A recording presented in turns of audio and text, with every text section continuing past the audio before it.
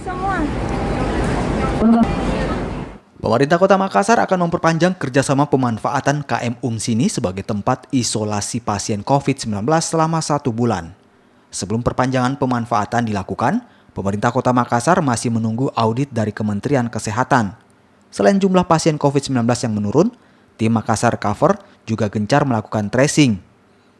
Pemanfaatan isolasi apung terpadu ini juga ditujukan bagi orang-orang yang sempat kontak erat dengan pasien COVID-19.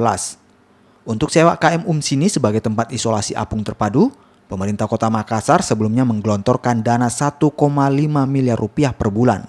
Namun kini biaya sewa digratiskan dan berlaku di seluruh Indonesia. Kapolum sini insya Allah kita perpanjang, tapi di audit dulu dengan oleh Kementerian Kesehatan. Kenapa? Karena kita kan sudah cukup menurun.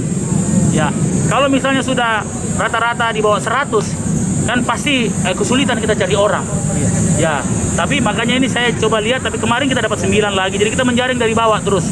Ya, tiap hari kalau 9 lumayan lah. Ya, kami terus RTRW dan detektor kami suruh turun ke bawah, semua menyisir. Ada kemungkinan tidak dilanjutkan lagi mungkin Pak? Kalau kelihatannya kalau saya dilanjut 1 bulan. Ya. Pemerintah Kota Makassar sebelumnya meluncurkan program isolasi apung terpadu dengan memanfaatkan kapal Pelni KM Sini sebagai tempat isolasi. Sejumlah fasilitas disiapkan mulai dari fasilitas kesehatan hingga motivator. Jumlah total pasien isolasi apung terpadu per tanggal 31 Agustus tercatat 242 orang. Arif Tirtana, Kompas TV.